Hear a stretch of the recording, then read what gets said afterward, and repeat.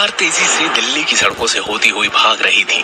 Traffic और rules जैसे इस कार और इसमें बैठे लोगों के लिए बने ही नहीं थे। शिवम हैरत में उस आदमी को देखता रहा।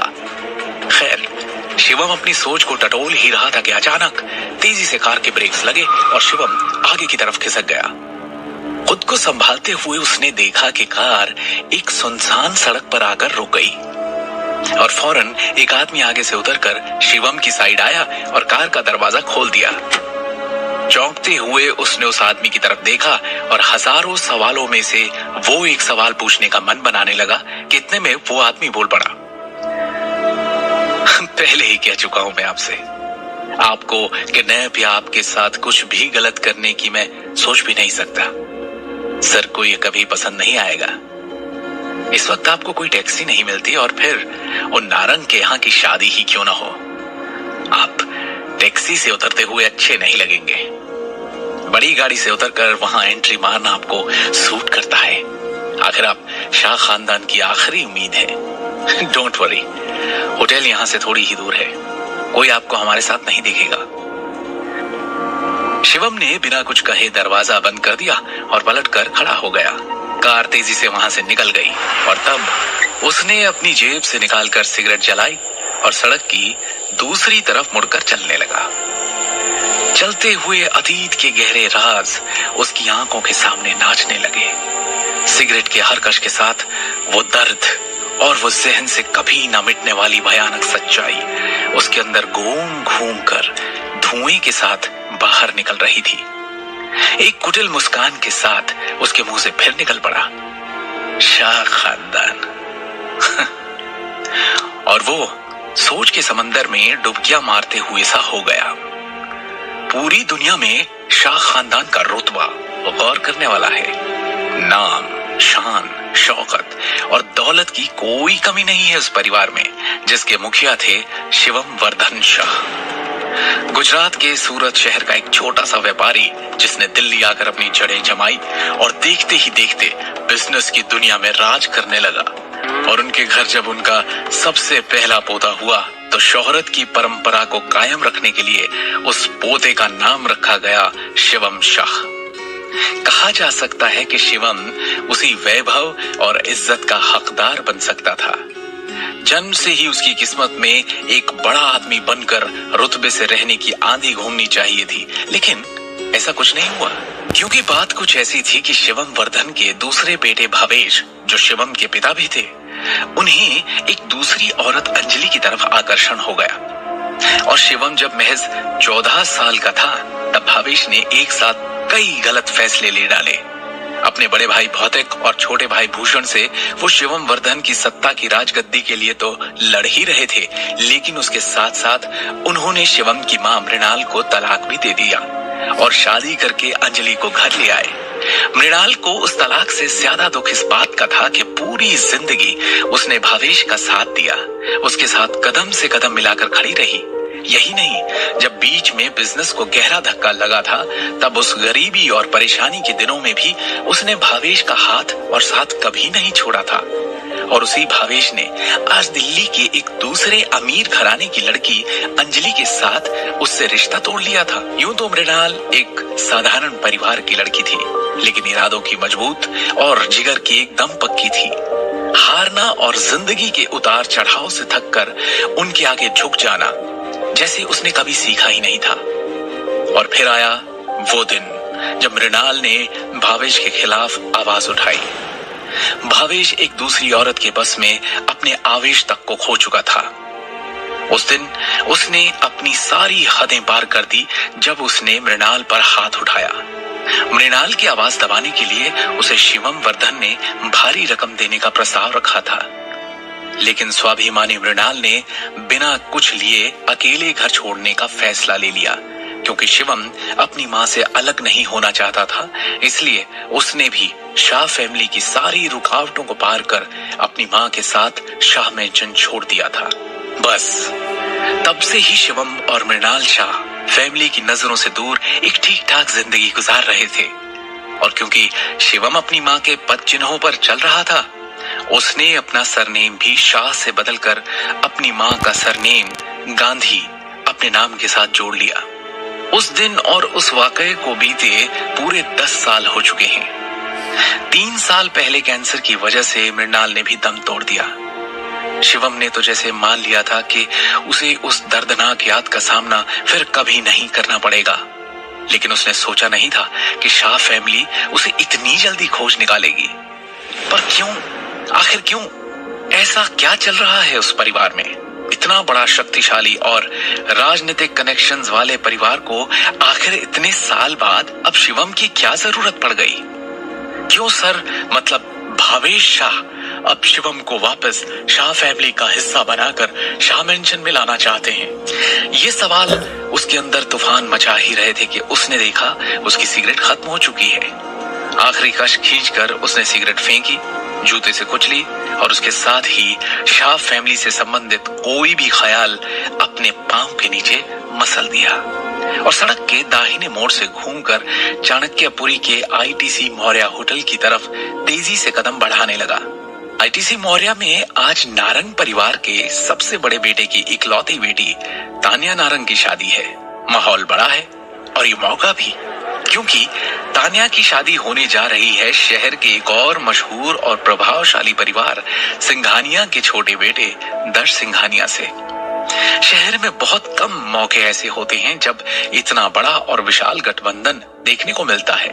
अब क्योंकि ये दिन और ये शादी इतनी अहम है, तो शहर के सब बड़े बड़े प्रभावशाली लोगों को यहाँ बुलाया गया है। बड़े बड़े इंडस्ट्रियलिस्ट, बिजनेसमैन, नेता, अभिनेता, बहुत से खास लोग आज यहाँ पहुंचने वाले हैं और उन्हीं के बीच होने वाले हैं नारंगी फैमिली के लोग भी, जिनके साथ शिवम का एक गहरा रिश्ता जुड़ चुका है। वरना आज के वक्त में शिवम का जो स्टेटस है, उसके साथ वो आईटीसी मौर्य जैसे भव्य होटल में कदम रखने की सपने में सोच भी नहीं सकता था। लेकिन क्या ऐसा रिश्ता था शिवम का नारंग परिवार के साथ? कौन है ये नारंग जिनके साथ शिवम के होने पर शाह फैमिली को दिक्कत है? क्यों है शिवम इन लोगों के साथ? इन सब गुत्थियों और पहेलियों का जवाब बनकर खड़ी है दृष्टि होटल के बाहर।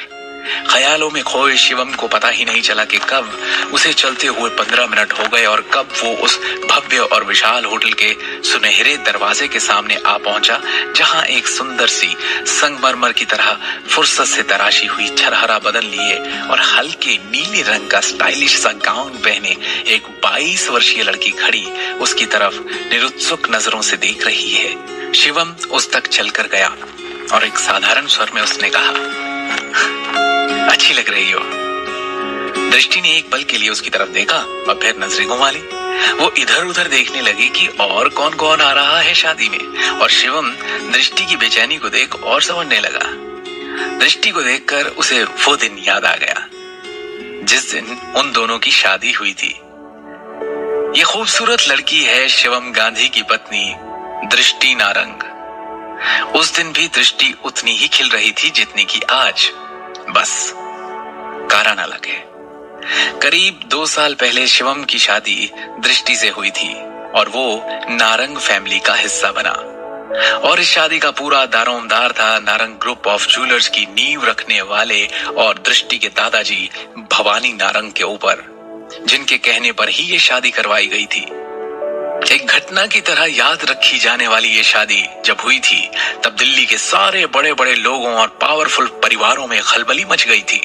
सोचने वाली बात है कि एक वक्त पर दृष्टि की खूबसूरती के किस्से पूरी दिल्ली में मशहूर थे। उसके दादा के पैसों के लालच में तो कोई भी कर लेता उससे शादी, लेकिन सिर्फ उसकी सुंदरता के ही कई दीवाने थे।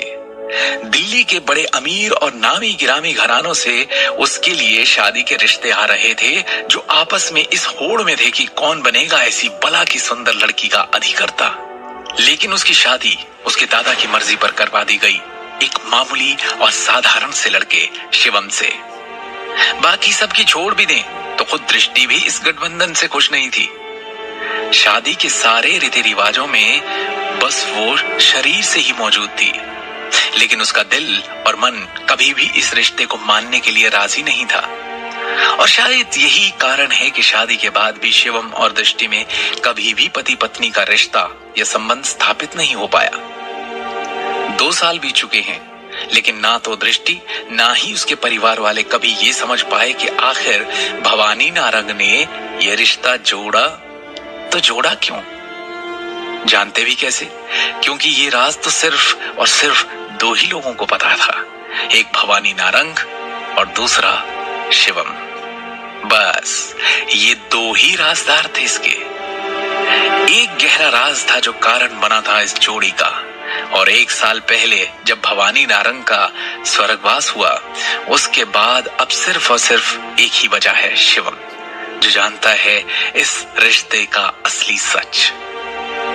दृष्टि को हमेशा ये मलाल था कि उसके दादा ने कभी नहीं बताया उसे आखिर क्यों कर दिया था उन्होंने उसकी जिंदगी का इतना बड़ा फैसला उससे पूछे और उसकी मर्जी के बिना। भवानी नारंग के जाने के बाद दृष्टि तो इन सवालों से जूझ ही रही थी, लेकिन उसके परिवार में एक बड़ी उथल पुथल मच गई थी। नारंग ग्रुप ऑफ ज्वेलर्स में बड़े सारे बदलाव जन्म लेने लगे। पावर और अधिकारों की लड़ाई में एक तूफान आया और उसमें भवानी नारंग के दूसरे बेटे और दृष्टि के पिता अखिल नारंग को कंट्रोल और पावर की कुर्सी से नीचे उतरना पड़ा। कंपनी के शेयर्स में से बाकी 2 भाइयों ने अखिल को कुछ ना देने का फैसला किया और फिर धीरे धीरे नारंग अपनी कंपनी में और बाकी दोनों भाइयों के परिवार की तुलना में अखिल के परिवार का होल्ड और प्रभाव कम होता गया। इसका कारण शिवम बिल्कुल भी नहीं था, लेकिन फिर भी दृष्टि के पिता अखिल और उसकी मां सिमी हमेशा उसे नीची नजरों से देखते थे। शिवम तो सिर्फ भवानी नारंग के जोड़े हुए रिश्ते निभा रहा था, लेकिन उसके सास ससुर हमेशा उसे नकारा समझते थे।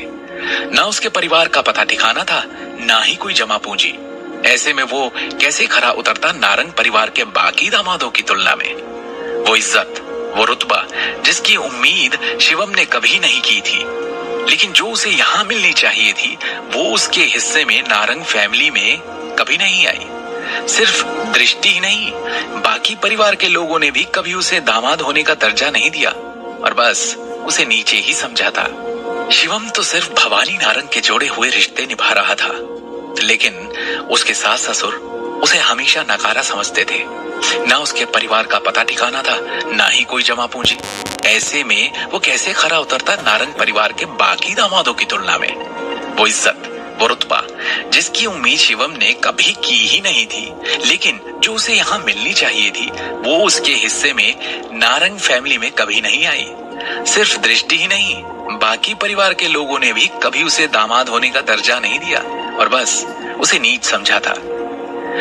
खैर, यहाँ होटल के बाहर खड़े शिवम समझने की कोशिश कर ही रहा था कि दृष्टि की बेचैनी का कारण क्या है कि इतने में दृष्टि उसकी तरफ मुड़ी और तपाक से बोल पड़ी, शिवम प्लीज अंदर रिसेप्शन के बाद डिनर के वक्त ज्यादा बात मत करना। शिवम बिना कोई जवाब दिए आगे बढ़ने लगा जब दृष्टि ने उसे आवाज दी, शिवम। शिवम रुका और दृष्टि उसके पास चलती हुई आई और बड़े गंभीर स्वर में कहा, अंदर साथ जाएंगे, लेकिन याद रखना आज का दिन बहुत खास है हमारे लिए। हमारा पूरा फ्यूचर सिर्फ आज पर टिका है। अंदर मैं कुछ ऐसा करने वाली हूँ जिसके बारे में किसी ने कभी सोचा भी नहीं होगा। शिवम ने हाँ में सिर हिलाते हुए धीरे से कहा, जानता हूँ। और वो दोनों अंदर की तरफ बढ़ने लगे। शिवम जानता था कि दृष्टि आज क्या करने वाली है और क्यों। क्या चल रहा है दृष्टि के अंदर, क्या करने वाली है वो आज, क्या राज है जिसके कारण शिवम और दृष्टि की शादी करवाई गई थी। आगे की कहानी जानने के लिए सुनते रहिए